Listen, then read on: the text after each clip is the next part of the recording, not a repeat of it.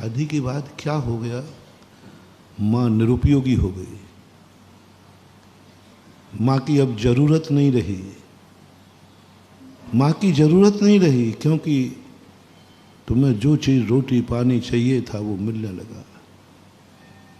तुम्हारा राग अब माँ से कम हो गया, क्योंकि माँ की अब जिंदगी में ज़रूरत, बस महानुभाव यही मैं तुम्हें उपदेश देना चाहता हूँ। माँ से तुम्हें राग है क्योंकि माँ तुम्हारी उपयोगी है। माँ के बिना तुम अनाथ हो जाओगे। और जैसे माँ की ज़रूरत नहीं पड़ी, अब आपका परिणाम माँ के प्रति क्या है, बस यहाँ से शुरू होगी हमारी कहानी। यहाँ से शुरू होगी धर्म की कहानी, यहाँ से शुरू होगी प्रेम की कहानी, यहाँ से शुरू होगी धर्म तुम्हारे साथ रहेगा और कहेगा राग बुरा नहीं है। हम राग की निंदा करते हैं ना, राग आग दहे सदा तात समामृत से ये चिर भजें विषय कषाय अब तो त्याग निज पद बेये। महाराज आप लोगों को राग अच्छा ही नहीं लगता? नहीं, मुझे बहुत अच्छा लगता है राग। मेरी जिनवाणी को भी बहुत अच्छा लग रहा है। हमारे महावीर स्वामी कभी प्रेम को तोड़ने की बात नहीं करते। बस इतनी सी बात है, वही माँ है, एक उदाहरण दे रहा हूँ मात्र, वही माँ है। जब माँ आपके उपयोग की नहीं रही, अब उसके बिना भी तुम्हारा काम चल सकता है, तो क्या उतना ही प्रेम तुम्हारा माँ से बना रह सकता है? क्या अब भी तुम माँ को याद करोगे? अब भी क्या माँ तुम्हारे लिए जीवन में उपयोगी है? यदि ऐसा राग तुम्हारा है तो जाओ, मैं तुम्हारी गारंटी लेता हूँ, कितना भी तुम राग कर लेना, तुम्हारी दुर्गति नहीं होगी, ग्रस्त हो। ये प्रेम है, प्रेम कहीं निषेध नहीं किया। पूज्यवर वीरसेन स्वामी ने जय धवला जी के अंदर प्रेय शब्द का, प्राकृत में प्रेय बोलते, आपकी भाषा में हिंदी में प्रेम बोलते। प्रेम का कहीं निषेध नहीं है। प्रेम एक बहुत अच्छी चीज है, जिसकी चर्चा कबीर ने कही थी, वो बुरी नहीं है। 2.5 अक्षर प्रेम का पढ़े सुपंडित होए। 2.5 अक्षर प्रेम, पोथी पढ़ पढ़ जुग गया,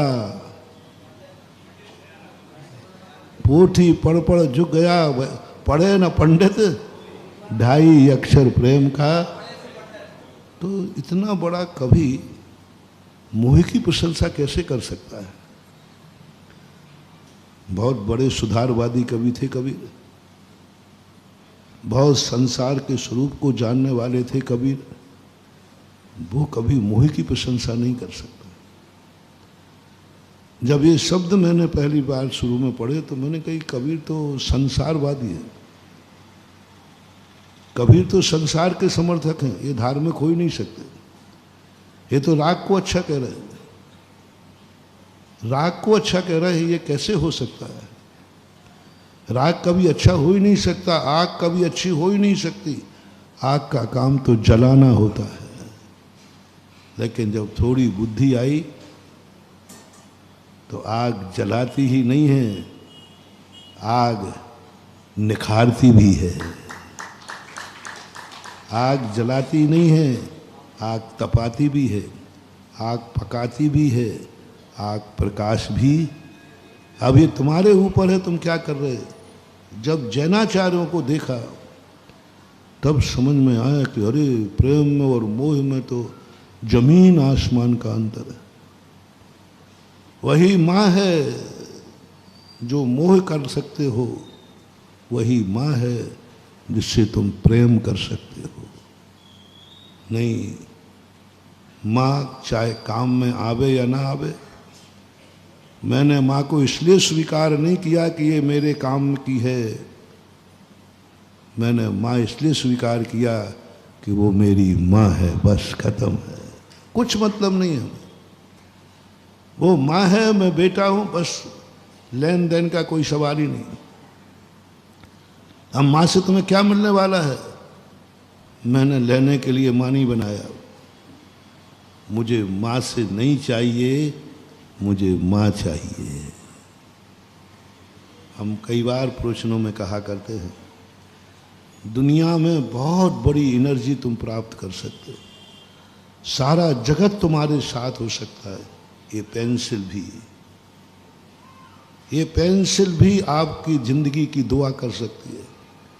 ये पेंसिल भी आपको जिंदगी में, यदि आप बिल्कुल बदकिस्मती होके आए हो, तुम्हारी बिल्कुल फूटी हुई किस्मत है, एक भिखारी की गोद में जन्मे हो, फुटपाथ पे जन्मे हो, ऐसी किस्मत लेके आए, चिंता मत करो, सारा जगत तुम्हें फुटपाथ से उठाकर महलों में ले जाएगा। सारा जगत तुम्हारी किस्मत को ऐसे करेगा कि बड़ी बड़ी किस्मत लेने वाले भी तुम्हारे सामने धोख देते हुए पाए जाएंगे।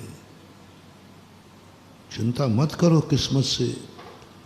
मैं कहा है ना, 2-3 बार कह चुके, हमारी किस्मत बहुत बुरी है, मत कोसो किस्मत को, मत चिंता करो। हमारी किस्मत बहुत खोटी है, हमारे बुरे दिन आ गए, हमारी किस्मत साथ नहीं दे रही, मत बैठो रे रोते।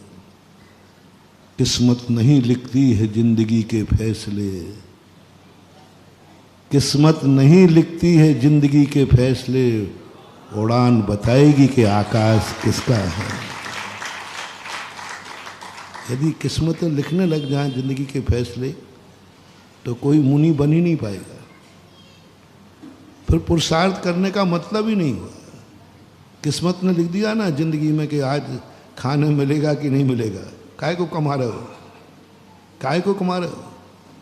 बैठ जाओ ना रेलवे पटरी के बीच में, किस्मत लिखेगी हमारे फैसले के, गाड़ी निकलने के बाद मैं बचता हूँ कि मरता हूँ। एक दिन कर लो, मैं तो नहीं बैठूंगा। मेरी जिंदगी का फैसला तो मैं खुद लिखूंगा, किस्मत से नहीं लिखवाता हूँ।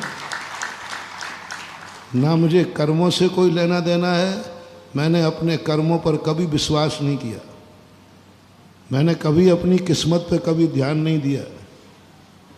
मुझे अपने हुनर पर गर्व है, मुझे हमारे गुरु ने जो रास्ता बताया उस पर गर्व है कि हम किस्मत की भी लकीरें बदल देंगे।